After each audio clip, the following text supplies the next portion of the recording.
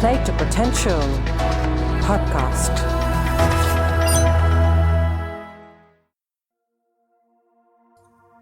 Welcome to the 10th conversation of the Play to Potential podcast series.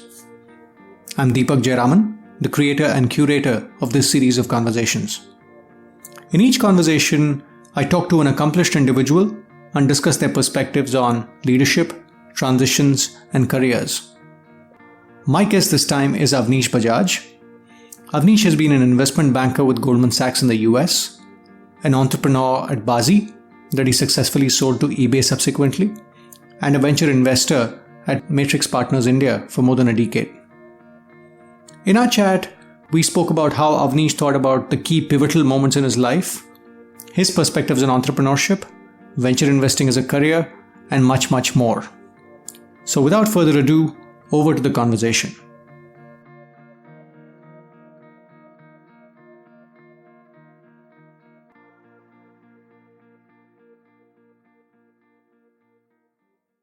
Avnish, thanks for your time. Excited to be talking to you. Thank you. Thank you for having me, Deepak. And at the outset, congrats on the wonderful exit, 20x exit on ACE23, was it? Yeah, it's an online gaming company. It's 32x to be accurate in rupee terms, but yes, in dollar terms. And thank you. Wonderful. So Avnish, again, this conversation is about your journey through the various avatars you held. So maybe a good place to pick up the plot is rewinding the clock. Rather, when you graduated from Harvard Business School in 98, you joined Goldman Sachs. I noticed that you've done your summer internship at McKinsey, which is where I spent a little bit of time in the US. So I'm always curious, in a lot of ways in B School, both Goldman Sachs and McKinsey go after a similar pool of people at some level in terms of the high achievers. So how did you think about consulting versus banking at that juncture? So I would say, and we'll come to the Baazi story later, if you look at my history, I was checking almost all the boxes, right? Mm-hmm. Went to Delhi Public School, went to IIT, wanted to go to Stanford or Berkeley, didn't get in, so went to Wisconsin, went and worked at Apple. So I'm a brand collector and degree collector, right? Then I went to Harvard. So McKinsey and Goldman the boxes had to be checked. Once I interned at McKinsey, and by the way, at Matrix, we have a bunch of people from McKinsey, as you know. I think it's a great institution and it brings a lot of training and learning that others don't. But I realized very quickly it wasn't for me. Mm-hmm. I would have gone to McKinsey if I couldn't get into Goldman. And by the way, there's another side of maybe the personality. It's almost unheard of to get into a Goldman Sachs with no background in finance. So for me, that was a challenge. Mm-hmm. The most sought after office in Goldman at the time was the high-tech group in San Francisco. Mm-hmm. That was the most sought after. So I had to go after that. That is just how I'm built. Also, when I was at McKinsey, I realized that strategy pushed me into structuring common sense better. Mm-hmm. Goldman, I had no clue what I would learn because I felt that it was a technical subject of which I knew nothing. Mm-hmm. So for me, that also became a reason to go after that. And the money was going to be better. So it's nothing more profound than that. But with the wisdom of hindsight, would you have done it any differently if you went back to that decision point? No, I wouldn't have started Baazi without having been at Goldman because I was part of the team that took eBay public. That's how I understood that. If you ask me, until then, I had not understood the power of the internet as a geography leveling medium. I had understood internet as a distribution channel. Mm-hmm. Yahoo was there with news, obviously with search. So it was a content search engine. Correct. Netscape was there. I was in that era. So I was in that era, right? The fact that eBay woke me up to the fact that people across geographies can actually transact on this medium. That to me was a blinding insight. Mm-hmm. And that actually, at that moment, frankly, it came to me that some of these models are going to be far bigger than the content push models, the ones that connect either people or geographies. Mm-hmm. And so I wouldn't have learned any of that if I wasn't at Goldman. B, I would say there is an element of an edge that the Wall Street banks have, which I would say the consulting firms are, and I don't know how best to put it, but a notch lower in it. Maybe it's the aggression. It is the Wall Street culture. The fact that my lifestyle would matter, absolutely would be at the bottom of the priorities for any of the people at Goldman. And even if they knew something could be done on Tuesday, they'll give it to me on Friday evening because that's the rite of passage. I actually really, really learned a lot from that. I think it brought us, it kind of was the cherry on top of the HBS education, which I think made me a lot more confident. Also, very early, this happens at McKinsey also.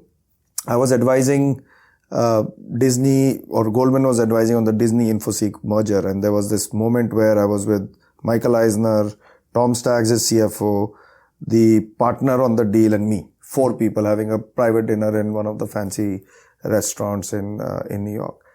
I mean, a lot of those things give you a lot more confidence. And looking at those people and saying, you know what, they are great, but it's not like I can't ever imagine myself being there. It sort of puts you on the same playing field almost. Yeah. And about a year and a half, you came back to start Bazi.com. And I think you began to talk about it. The question was going to be, what triggered it?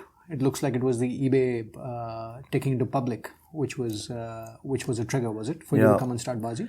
No, it wasn't. I would say at HBS we had done, so entrepreneurship was highly desirable as a career for me, which, looking at my own background, which my father, we've grown up as central government, middle class kind of background, was not very obvious. And if I think back today, I wouldn't have never acknowledged it at that time. It was just, I wanted to get rich quick, but on my own terms. I didn't want to work for anybody to do that, but I did want to get rich quick. So entrepreneurship seemed to fulfill both those objectives. Get rich and on your own terms. So I actually struggled in systems like Goldman even because, following instruction doesn't come easily to me, as my wife will also say.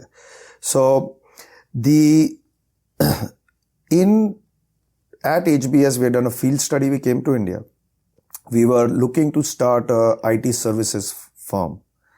And I came and met Mr. Naraynan Murthy. I went and met Mr. Ashank Desai of Mastech. We went and set up all these meetings, which they were kind enough to do, to really understand what niche we could get and focus on and build an IT services business. As part of an HBS project, was it? As part of the HBS project, we did that field study because we actually wanted to potentially do that right after HBS. Understood. So this entrepreneurship bug was there. After that trip to India, I decided I didn't want to come back to India. And I didn't want to do that kind of business. 2 reasons. Didn't feel much of a buzz in India, frankly. Felt very old school, very, for somebody who had been in the US for maybe only 5-6 years, it just still felt like a huge gap. And second, felt that the IT services business was a body shopping business. And it was about visa management, which we didn't want to do. It was a body shopping, visa management, logistics business. Heard some horror stories about how people would fly over there and then call a friend of mine had started a small IT services business, get a call at weird hours saying, how do you work the shower and stuff. Didn't want to do that, right? From the people that were fresh off the boat. So, therefore, went with Goldman, as we discussed earlier. Then but this bug never stopped. So I had met Suvir, my co-founder at HBS. We had kept in touch. He was at BCG in New York. We used to keep thinking about business ideas. And remember, this is .com bubble days. Yep. So we kept churning through idea after idea. And then it all kind of came together by the way, when we moved back to India, we didn't have this eBay idea. It was one of the ideas. The call at that time became that Suvir had come to India for some project in late 99. He knew that I was very close to, saying, I want to do something.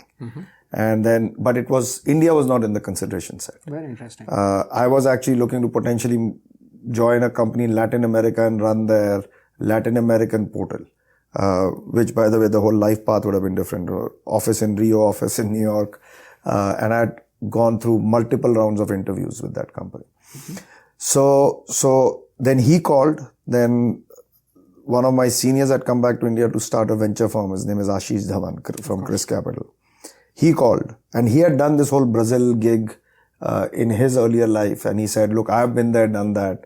This is the time to come to India. To be fair, so I sometimes thank him and sometimes blame him for making me make the move, because the alternate was Rio and New York. So it was a combination of that, and then there was a personal side to it. My dad had Parkinson's through most of the 90s, and it was getting to an advanced stage. And I could sense my sister was actually moving the other way. She was going to move to Canada. So when you put it all together, it just felt like the right move. But when you moved geographies, the Bazi.com idea hadn't taken shape. It was me and Suvir had shaken hands, and we had said we would do something, and there were 5 ideas. Very interesting. One of which was auctions, one of which was essentially a redev but more youth focused. One of which was city-focused portals. By the way, over the next 6, 8, 9 months, all of those ideas were launched by somebody or the other, because it was happening everywhere in the world. So yeah, there were 5. And then, that said, given the experience, by the way, eBay, if you go and check, actually listed in late 98 and did a secondary in 99. And that model was doing really, really well. The results would come out. So as we had come here, I would say probably in like a month or 6 weeks, we narrowed down on the auctions idea. Very interesting. But having said that, I'm just sort of going back to that moment in time, let's say having the chat with your boss in Goldman Sachs and not having an alternate in hand. That must have been a hard plunge to take. Yes, I would say probably one of the situations where when I look back, I wonder whether it was thought through. When I landed in India, it definitely felt like it wasn't thought through. Because we also realized there were no internet users in India, although there were hoardings everywhere. So yeah, I would say, and not just with my boss at Goldman, with my father, who, like I said, was central government. He's like, you are giving up a job that is going to make you $200,000. And I was in debt, by the way. I came to India with $85,000 of debt. And he said, what are you doing? Now, there was one piece that I missed along the way. There was one guy who, as we were churning through different ideas, we used to reach out to. His name was Scott Murphy, subsequently became a US senator. And when I finally went to him, he said, Avnish, I've seen you make so many business plans. I know you can use Word and PowerPoint really well. I don't know if you have the balls to actually take the plunge. And I said, well, if I do, I don't have the money. And he said, okay, walk with me. And we walked to his office. I thought it was just going to be a mentoring chat. He went in, took out his checkbook and said, how much? Wow. And so he wrote down a check for $20,000, which I used to buy the plane ticket, laptop, because he knew I was in debt. And he said, I'm sure you'll be fair to me. No discussion of terms. And he said, I'm sure you'll be fair to me when, if and when you start something, give me equity. Trust. Huh? And he made at exit 12x or 13x his money. And I remember his wife calling me and thanking me, saying, we just bought the apartment next door, or we did something to the apartment next door, basis that return. And sometimes these small, one is what the money is worth, but also psychologically such absolutely. I don't think without that, like you said, not just the check, but that confidence and also the kick that you are very good with PowerPoint and Word. Will you actually do something? Somebody who provokes you, right? Like, okay. Got it. And just moving forward, Avnish, again, Bazi.com, and then the bubble burst very quickly, right, around 2000. So walk us through that phase. And the reason I ask is, again, there's enough discussions that happen around entrepreneurs having resilience. But I'm always curious about what does that mean? How does it get really tested? And how does it show up? So maybe if you could talk us through. Yeah, I think I'll give a little bit more context prior to that, because I think it applies to any entrepreneur who actually, who happens to listen to this. Sure. I always say, I never rule out the role of luck, but I also say luck is, the cliche preparation meeting opportunity. Now, if you look at after we landed, we raised $21 million at a valuation of, I don't know, few hundred crores within 6 to 8 weeks with 3 rounds of funding, including the last round being led by News Corp. And that goes, when you have a lot of money, resilience comes easier. The point I'm trying to make is there were enough people at that stage who were saying, why do you need it? Why do you need to do this? And to me, one of the core reasons Bazi survived, other than the fact that, we may have learnt on the job and done a great job over a period of time, was that we had raised enough money, right? So to me, a strong balance sheet gives you strategic flexibility. And often people miss this. Especially in India, they try to over-optimize along the way. So we got lucky. We raised a lot of money. But that's because we also were very good with PowerPoint and Word, and we could, we had been preparing for a long period of time. As soon as we saw the opportunity, we jumped on it. And there's a theme that plays out with Bazi over a period of time. After that, I would say the second place where part luck, part what we did, and I would give Suvir also credit for this quite a bit, is we had built a very good, strong, solid team very early. And this was before the bubble burst. The fact that they joined us before the bubble burst, maybe not a big deal, and we were getting talked about a lot of money raised. The fact that we managed to retain them through the worst of times, and not just them, all of Bazi over 3.5-4 years, total involuntary attrition was 10%. And how did you do that? It was a family culture. So by the way, when eBay acquired us, they did a market benchmarking, and the average salary went up 40%. Wow. But people made a lot of money. Our ESOPs went all the way down to the office boy. So that's just a financial way of doing it. Sure. There are a lot of non-financial ways of building that ownership. These were still the days where I remember I used to go to some offices, and when the founder promoter would walk in, people would stand up. We were on first names basis. So today all that is considered par for course. It was very unique at that time. Sure. And I was with the eBay India country manager earlier today, and we were planning the Bazi reunion next month, which happens every year, where the attendance is 60-70% and people fly in globally. So I think managing to create that, it is no one single formula, but I think managing to make people, it was a meritocracy, no politics, open door, highly performance oriented culture, yet caring, and caring would come out in different ways. When somebody was having problems right from the top down, they would get help. So I think that was a very big part of us being resilient. So we had a bank balance and we had an emotional bank balance. Got it. Right? So both were there, which makes resilience easier. Then I would say we learned on the job, with a very smart team, which was very open. We kept learning on the job and navigating the changing environment. Again, timed certain things, which I would think we should take credit for, where at the absolute bottom and the nadir of the bubble, of the bust, we acquired our only competitor at a very, very financially, attractive construct. And the market just happened to pick up 3-4 months later. Very interesting. And then it was, then we were in a very good place. Understood. And again, moving forward, Avnish, eBay bought you for $55 million. And again, back to your early point about I want to get rich quick. Yeah. Again, this was an interesting point in time where you'd hit an important logical and a financial milestone. Yeah. And I'm always curious about how people reset their life or reset their goals when they hit such a point. Yeah. So how was it for you, that moment in time when...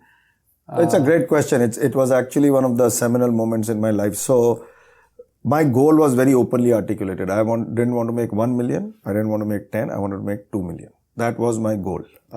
This was at what point in time? That was in 99, 2000 when we started. Okay.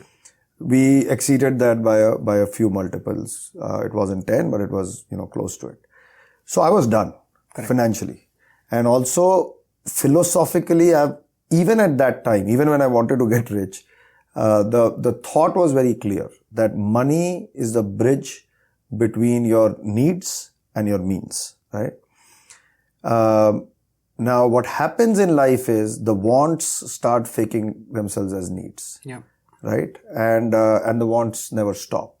Interestingly, the things that I thought I wanted, at the time I wanted to get rich, I never bought after I got rich, right? So like a Ferrari never got into cars. So it's amazing how those things change. But I remember after the sale, we had been invited to Como by eBay for a global thing. I'd gone with my wife. And I remember having this conversation with her, saying with the bank balance that we have, and assuming we don't invest it stupidly and take a yield of 10%, I don't need to ever work in my life. Right. And I'm wondering what I should do. And she said, please don't wonder, don't sit on my head. You need to go. don't go. So, but on a serious note, I said, I have this framework I've always used in my life called passion, skill set, and opportunity. And you should work at the intersection of the three. And on that, there were other things like teaching. It's a very, very big passion for me. I believe I have the skill set, whether people believe it or not. Opportunity, who knows? Financially, no, but depends on how you define opportunity, because I can add a fourth circle to this, which is meaning, right? For me, it gives me a lot of meaning. So I had that discussion with her, and had that discussion with myself. And fast forwarding it a little bit,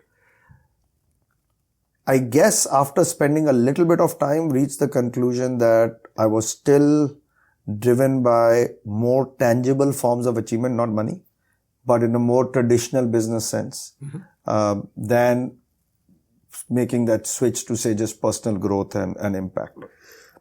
So that thought evolved. And along the way, because I had money, I started investing as an angel investor. And I must have made 15 investments. One of which, by the way, is ClearTrip. I was one of the founding angel investors. There were a few others that have been successful and a bunch that have not. Getting involved in ClearTrip, getting involved in another company called Pangea 3, which Reuters had bought later, I realized that I really enjoyed that. And the passion, skill set, opportunity framework suddenly started becoming interesting towards investing. I realized I had a passion for it. I was enjoying it. I realized that I did have a skill set having been an entrepreneur. And now I know we'll talk about what the positives and negatives of that are. Sure. And there was clearly an opportunity, emerging opportunity in India. I mean, India didn't have really VC firms. So that's really what then said, okay, you know what, let me pursue this. Got it. Very interesting, because at that point in time, some people go down the path of serial entrepreneurship, saying, now that I've cashed out, what's the next big business I can build? Yeah. So I was just curious about how you thought about another... I could give you a nicely sounding answer, but the reality is I was just fatigued. The Bazi journey was so tough. And I knew that the internet had not yet fully arrived. So if I look at the passion, skill set, opportunity, passion was dulled. Skill set was probably there. Opportunity was still a question mark, which is why if you look at even the Matrix history, we started investing in tech in 2011-12. Before that, we have done maybe 1 or 2 investments. Very interesting. We fortunately did not, unfortunately because we missed Flipkart, but did not invest in the 2007 bubble, did not invest in the 2010 bubble. Because having been in the trenches, I knew it was a bubble before it became obvious to everybody, right? So I was fatigued. So that was one of the reasons. The second thing was, I realized that I was enjoying breadth plus some depth more than full depth, right? So working across different business lines, I'm really driven by intellectual stimulation. Sure. To one day go into a legal KPO business and be a thought partner and have that strategic discussion of saying what is the right thing here, and the next day go into a ClearTrip online travel and saying what is the right thing here. Sure. I was enjoying that a lot more. So it was a combination of the two. I mean, truth be told, there were VCs. I still remember one which had done it with a lot of flamboyance, who came into the Bazi office, sat down and gave me a check. It said, pay to Avnish Bajaj $10 million, like fully printed out, saying whatever you want to do, we'll fund. But, I knew enough about it by that time not to get carried away by all that theatrics. Fair enough. Avnish, moving on, talking about VC investing.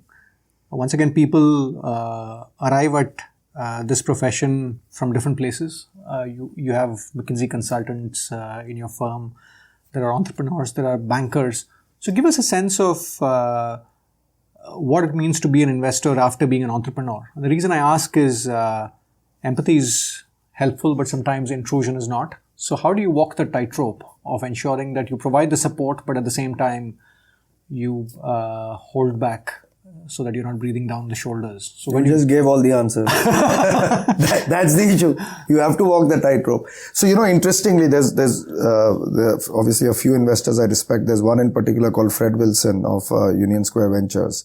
So the conventional wisdom in the US over the last 10 years, where obviously it's the most mature venture environment, and I would argue even in China, is that the operator investors make better investors, make better venture capitalists, better venture capitalists.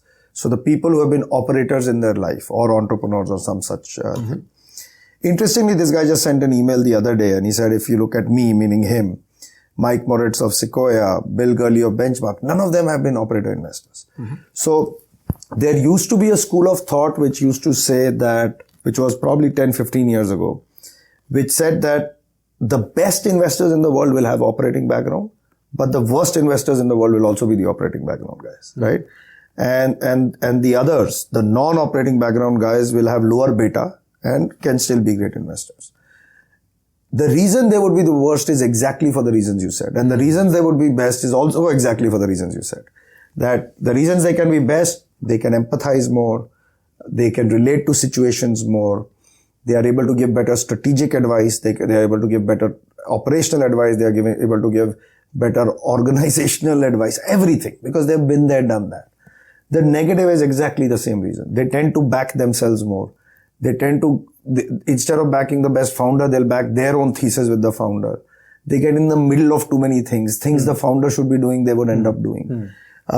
So the right answer is to be able to figure that stuff out in your own brain and use the positive and not the negative. I think the best guys are able to do that. Now, if you look at the... And actually, maybe if I could ask there, what are the one or two things that differentiates the two clusters, the one at the top and one at the bottom? What about the two clusters would you say would be different? So it is not about the two clusters as such. I would say it's a much more philosophical answer. I think the philosophical answer is, in my view, this business in particular of venture investing can be learnt but cannot be taught. So the question is, how self-aware are you? How much of the feedback loop is working for you? Where have you realized that maybe I was backing myself and not an entrepreneur? Where have you realized that you are getting your hands in the weeds and then it becomes your problem? I think the best guys figure it out. I have gone through that journey myself. I used to back myself. I used to be telling the entrepreneur, do this, do this, do this. The best returns I've made is when the entrepreneur tells me no, no, no, right? Because they know what they are doing. And frankly, if you ask me my own personal journey, the intellectual stimulation of working with somebody who's much smarter than you and is doing a much better job than you ever can is just a whole different level. So it's the self-learning loop that differentiates the two clusters. One cluster is self-learning. I use the term outside in, is getting signals. Mark Andreessen puts it very well that, he has 4 or 5 people he looks up to. And any situation he's analyzing, those people are sitting on his shoulders and he's having arguments with them. These are the kind of people who are just constantly making themselves smarter by examining different angles, taking different points of view. Like a personal board of directors of all sorts, right? Mentally, right? Versus people who are just very inside out, always very prescriptive, think they know the answers, don't, collaborate. And I think that's what differentiates great investors from the not. So it's not as much operators versus not. Operators, because they have been there, have a higher tendency to be inside out because they think they know it. The good news about non-operators is they're very open, they don't know it. Operators have a higher tendency to fall into this trap of saying, I know the answers, let me prescribe, and so on and so on. So there's a natural tension built in is what you're saying. Because they come in with that sort of wiring. Fair enough. But talking about VC investing, in your experience, what are the typical things that are misunderstood about a career? What I'm always curious about is, this whole grass is greener on the other side syndrome, right? A lot of people, they get in with a certain set of assumptions, but they come in and discover that the career is, slightly different. So in your experience, what are the things that take people by surprise typically? Look, I would say Matrix is a little bit different in how we operate. So some of the comments I'm going to make are industry, and then I'm going to talk about Matrix. So I would say industry-wise, people feel that it's a lifestyle business. It's a great lifestyle. How hard can it be? You get 2 and 20. You have a management fee coming. You are the boss. You decide everything. All of that thing. You are the person investing. I don't think anybody joins Matrix with that delusion because they're very clear. Our reputation is very clear that we work very hard. We are hustlers, and I think the team here works harder than some of the operating companies. So that cushy lifestyle thing is a big fallacy. Also, that I would say people don't realize how hard a business it is when you are putting your reputation and your money, but essentially handing it to somebody else with no control over it, right? And especially if you are a high achiever, type A person who wants immediate gratification, immediate results, you have no control either over the timeline or over the exact path. So neither the journey nor the destination nor the time, right? So that is very, very difficult. Also I would argue, if you just look at physical amount of work, maybe I would say in Matrix, physically speaking, I would work in the hardest working year, same level as Bazi, but median year maybe 80% of Bazi. Mental stress, 1.5x. Wow. All the time, right? Because you don't have to, and you have so many balls in the air, so many things that are going on. So I think those are the things that people don't realize. And I think the best people in this business, unfortunately, actually age fast, right? Because there's a lot going on. And the other piece I'm always curious about in investing is somewhere the lead time for feedback is also long. That's what I said, gratification cycle, right? So how do you calibrate if you're doing right, if you're investing right? Let's say for somebody who comes in from the outside, till you've done your first exit and you've showcased, let's say, the cross-cycle success. How do you... So there are enough early indicators. And again, like I said, you have to have that self-learning loop. Because if you have to wait till exit or write-off before factoring in those learnings into your next investment. I mean, Warren Buffett, I was just reading from this Omaha thing where it was been covered in a number of papers. I mean, him and Charlie Munger, Charlie is I think 93. And this guy is whatever, 86 or 90. And they still say they make mistakes and they learn. And I have seen enough 28-year-olds in this business who think that they know everything, or 30. I'm not talking about Matrix, because if they hear it, they'll think it's them. but I've seen enough of that, right? Right. So I think it comes back to, are you taking that learning loop? So how do I look at it? One of the early indicators of the success of a company, again, assuming it's a great founder, but how do you determine whether it's a great founder? Is, I would say, the best people meet or beat their commitments consistently. Now, in early stage, that doesn't mean that you have to hit every quarter. It's impossible. Sure. But the best guys that we have backed, there is an element, I would say, in life, in success, in businesses which are more ambiguous, which is investing as well as startups, I don't know if you've read this book called Super Forecasting. It's a great book. You should read it. It talks about anticipating issues. Interesting. And then kind of taking actions. And then, you know what, lo and behold, everybody says, wow, this guy was such a visionary, he figured it out. But they are able to match patterns and do that. So how does that manifest itself? What they say will happen, happens, right? If they say, I'm going to meet this number in this quarter, it will happen. Now, given how hard and uncertain it is, it has to be like 3 or 4 strikes before you're out. So the way I see it is, a very early indicator for me in companies is the founder doing what he committed he will do? And over a 6-quarter time frame, if that is generally happening, that will be a great result. Then I will take the feedback loop for myself, saying, what was I backing in this guy and how is that playing out? Very interesting. And let's say if it was the other way around, then one would say, what did I back? What did I think was I backed in the guy and where did I go wrong? What could I have done differently? That's how you have to measure yourself, right? Now, there are other markers that come in. In our business, there are things like markups, So now markups matter because when other investors are looking, assuming they're smart investors, most of them are, by the way. So if they are marking your company up, they are also seeing something that you saw. There is a validation because ultimately, when a company has to exit, it exits either as an IPO or an M&A. In either case, a lot of other people are seeing what you see. And you get markers of that along the way via markups and stuff like that, which to me are also indicators whether you're doing well or not. Fair enough. Now, moving to the other side, Avnish, talking about entrepreneurs and talking about self-awareness and development.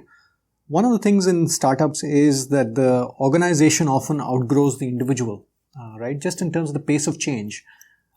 So I'm always curious about both your personal journey in terms of how you scaled up your leadership muscle, if it were, as you were scaling up Bazi, and also as an investor at Matrix. In your experience with entrepreneurs, what do you see the good entrepreneurs do for them to scale up as leaders as the organization scales up? Yeah.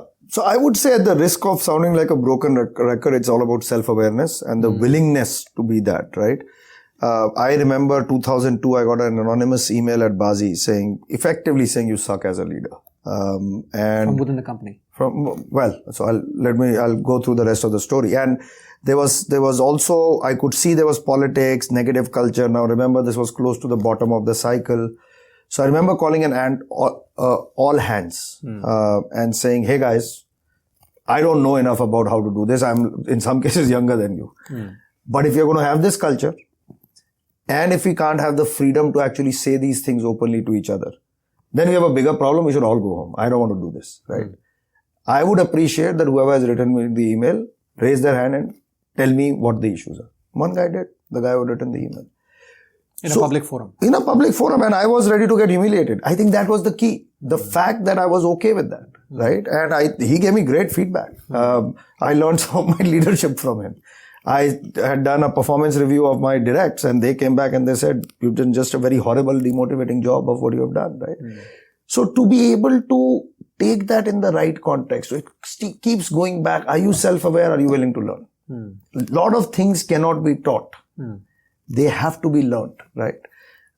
So I would say the ones who scale know that. Now, in a different context, the question is, should founders leave companies? I'm a big believer of founder-run companies. Whether you look at Amazon, Tencent, Alibaba, Google, Facebook, the companies that have really scaled were all founder-run. The best founders figure out early, like what I was saying, where they need help. Mark Zuckerberg got Sheryl. Larry and Sergey got Eric Schmidt. Bezos got nobody. But Bezos was a little bit more seasoned when he started, right? So I think, and by the way, originally Steve Jobs got John Scully. Then obviously he got John Scully fired, but that is separate, right? So I think the best ones are extremely self-aware, very willing to learn and change. Do organizations grow? Sometimes some of them will not be able to scale. And I think there, again, if the self-awareness is there, they will hand it over to somebody. Got it. So on this point of, scaling with the company, like I said, there has to be that self-awareness and there has to be kind of a ruthless desire to learn and get better and personally improve without ego. So the other piece, I spoke about leadership. The other piece was, frankly, I didn't know what strategy meant. I went for a HBS reunion in 2003 and attended one class with Rob Kaplan on strategy-focused organizations, and it was a eureka moment. I would argue that was one of the inflection points for Bazi. Because we came back, Suvir and I, and we took an offsite, went off, figured all of that stuff out. But again, there was a ruthless desire to learn. And the teacher could have taught, but we, I think, implemented it really well. Got it. Back to entrepreneurs that you back. The Wi-Fi password here is founders first. So what do you mean by that? And what do you look for in founders? Are there 3 or 4 traits of an entrepreneur that you look for, and how do you look for them? So I would say there are in venture investing, everybody will say that they invest in a team and a market. Right. The rub comes when you have to pick one over the other. So it's a shitty market, a great team, will you do it? Or it's a great market, but the team is not up to your standards of some sort. Great team, great market, great. And probably it'll be overpriced and nobody will make money. Yeah. So when we have to make that trade-off, we trade off on the side of founders, right? We have a philosophical viewpoint, and I've seen that happen even in our portfolio, that the best founders are not here to waste time. If the market doesn't play out the way they think it was going to play out, they'll create a new market. Facebook almost actually Facebook, the market was trying to be pioneered by Friendster and MySpace and all of that, and look at what Mark Zuckerberg did, right? And social networking didn't exist as a market. So they create stuff. That's how we are founders first. Now that has multiple implications. We try to back the best guys, but to your earlier point about how we work with them is also critical. You can't back the best guys and then go and say, do this, do that. Then it is the intrusion point that you are making. Yeah. So how we work with them is also founders first. We put them first. Interesting. We have an internal framework called FIM. FIMM. Founders, investors, matrix, me. That's the value system. And their founders are again first. The second part of your question was? No, I think it was just, what do you look for? Oh, well, I wish we knew. See, there is an art to this business. If there is ever an art, that is the art. Now again, I'm a big believer you can learn over a period of time. I think my own people evaluation skills were average. Today I would think they are better. And that has happened over a period of time. It's more easy for us to spot things that are negative than things that will make somebody a great investor. So I would say we have this category of where we say we are not going to invest. That's easier to get to. Maybe integrity, maybe capability, maybe something. It's always a combination of attitude plus aptitude, right? And there are things we look for. We look for hard work, hustle, but anything I tell you, you are going to say, that sounds obvious, right? The question is, and I think where the art comes in, is there will always be some positives and always be some negatives. How do you put it all together? And in that story, is it a yes or no? Ultimately, investing is about saying a yes or a no. It's about the judgment, right? It is that judgment. And judgment is the hardest part of this business. That judgment where you say yes or a no, right? That part is not scientifically something you can put down. Now, there are tools we use. And again, it goes back to the outside-in view of the world. Reference checks. Go spend time with them in the market. Go spend time with them on the product rather than sitting in your room and, creating analysis or models. Got it. But those are just proxies. Fair enough. And again, just if you take stock of life, it's been a decade plus in investing. Sadly, yeah. How do you think about life ahead, right? I think back to the $55 million point where, a lot of your financial needs were met. You moved on, you got into investing. How do you think about what the goalpost should be for yourself? I think the goalpost is very clearly for the last decade also is just pure achievement. And in my own way, not maybe in a more broader sense of the term, but impact. So for me, the impact is if personally speaking, the way I think of myself and then some version of that permeates throughout the firm, if I could be involved with creating 10 plus $1 billion companies, right now the count is maybe 3 or 2 or 3 on the way, whatever. Involved in creating. I'm not talking about the money made, right? Just that impact, the thought partnership with those entrepreneurs. For me, that is what drives us. I would say as a firm, therefore, we think about, we should be in business. Should we have 30 to 50% market share of the best founders over the next decade? We think the market share of market cap will follow. Very interesting. Because that's our approach, right? So we are really, really founders first, in that regard. And frankly, that's what drives us. And which element of entrepreneurship do you think is least understood? Given let's say the excitement around entrepreneurship as a concept, as a theme, a lot of people taking the plunge straight out of IIT Bombay and a few other places. In your experience, where do you think where do you see people having a blind spot? Which element of entrepreneurship is often least understood in your experience? I don't know if it's least understood because you did mention it earlier. I think maybe the resilience part of it, right? I mean, a lot of the other things you'll see in normal management or business textbooks, but just that character, and I would say resilience even in the face of adversity, is probably theoretically understood, not practically internalized when people start it. And then when it hits them, then that's when they realize. And maybe that's sort of an interesting juncture to talk about your episode in the context of what happened at eBay. Yeah. And also recently, I think the Stazilla founder went through a tough situation. Yeah. So what does resilience mean in practical terms for an entrepreneur? Perseverance in the face of adversity. And it's a very simple definition, right? And I would say there is this poem by Rudyard Kipling, If, which I just got reminded of the other day when I was hearing somebody else's podcast. And that poem used to be it used to really motivate me. Mm-hmm. And it talks about how, I don't know if you've read the poem, but it talks about how essentially you can go from rags to riches, and let that not affect you. And then throw it all away and let not that affect you. And the reason that is that if you can do this, then the last line is, you'll be a man, my son. Right? And that really has always resonated with me. And it's probably something I'll give to my son when he's, 16.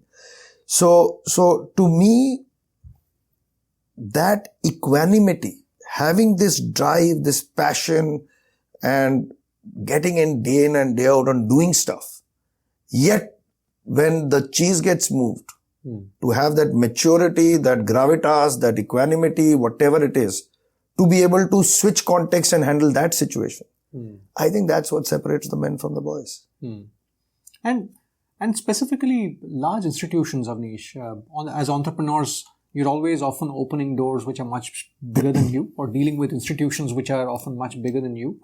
So any insights on how to deal with such situations? For example, legal system is one, right, where you feel like a sort of an inconsequential pawn when these things happen. Yeah. So any insights on just how to deal with these large institutions when you go through these phases? So I think one of the things that we have not done well enough, even in my experience, I realized that post facto, is that one has to think about the fact that one operates in an ecosystem.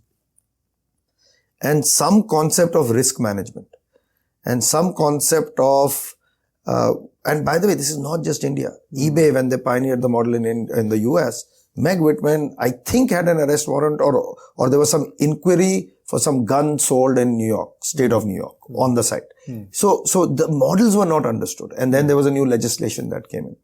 So I think recognizing these things upfront, maybe therefore having some stakeholder management over there is important. And it's very easy for us to say this is India and it's a banana republic, which often it is. But to actually be able to recognize that this is part of doing business in a disruptive model. And you have to slowly educate people about that disruption. I do think that's something that people should do. Back to that super forecasting, right? You need to forecast risk as well. Yeah, exactly. Got it. Just wrapping up a couple of questions, Avnish. One thing is, again, you went to Harvard Business School.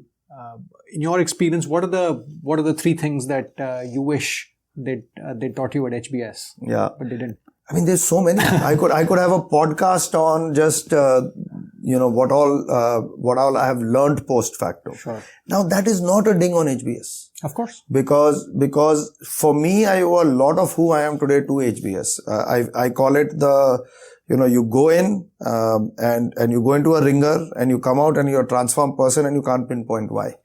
And that's what HBS did to me. But I didn't know what leadership really meant. I didn't know what strategy really meant. I don't know what execution really meant. Now, these sound like standard management one-on-one things that you can teach in business school, right? It's very hard to figure it out even in a case method, right? That in execution, you should be setting simple things like management practices, like you should need to have one-on-ones. You need to have things that where, circle back, align incentives, all of that stuff. It's all theory until you practice, right? So I sometimes wonder whether people who go back to these, executive ed might actually be taking away more from it. So these would fall in the bucket of the three things that technically as part of business school, but actually can't really be taught. But if you ask me, these are not the big things. These can still be, this is one of those things where I say, you can teach certain things and you can learn certain things. These you can actually teach and people can learn.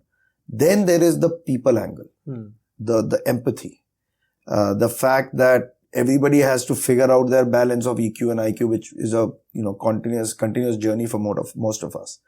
I don't think that can be taught, even if HBS tried. The judgment. Ultimately, life is about judgment.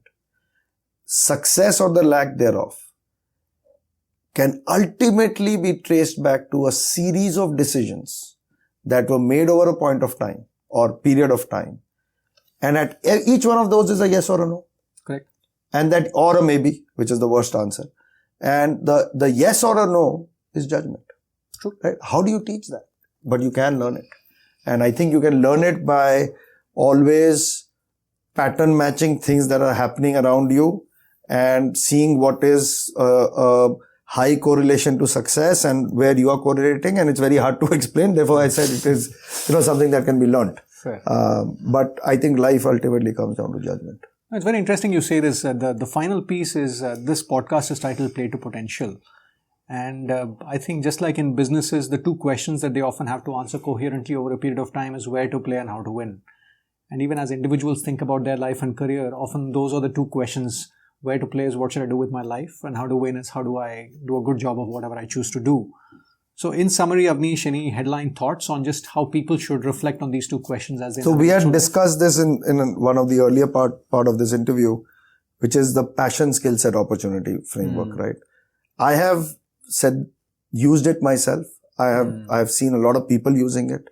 As it turns out, I was reading one of the Japanese books. By the way, I think one of the best ways of growing in life is to read a lot. Ikigai is a term. I think it's called Ikigai, right? But they have four. They have four, which is meaning. Yeah. And I remember my Bazi parting talk was about 4 pillars of life. And now when, you can always put it in frameworks.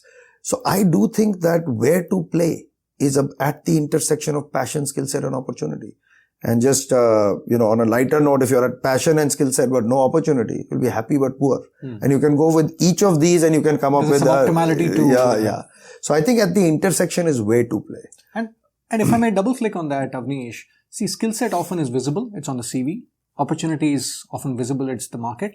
How do you decode passion? What's been your experience in figuring that out? Because I see some people. I'm going to give you a very cliched answer. I think it's the shower test. What you're pursuing. I mean, would you, and by the way, we asked this to some of our entrepreneurs. If you had all the money in the world, what would you be doing? That's your passion. If I had all the money, by my definition, I have all the money in the world. Now, because I don't need more than this. I would be doing what I'm doing. That's my passion, right? So to me, that is the test, right? Now, I would also probably be teaching, and therefore there is somewhere in the back of the mind that agenda. Got it. Lovely, Avnish. Thank you so much for your time and for your candor. Appreciate it. My pleasure, Deepak. Enjoyed the chat.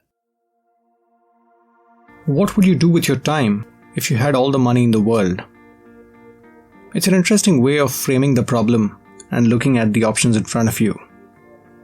It's a similar insight that came up in my conversation with the stand-up comedian Papa CJ, who pursued an MBA from Oxford and then was a management consultant, but then chucked it to become a stand-up comedian.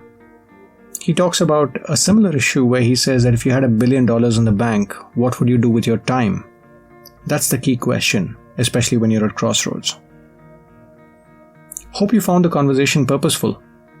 I look forward to having you in one of my subsequent conversations of the Play to Potential podcast. Thank you for listening. For more, please visit audioboom.com and look for Play to Potential or subscribe in iTunes. Bye now.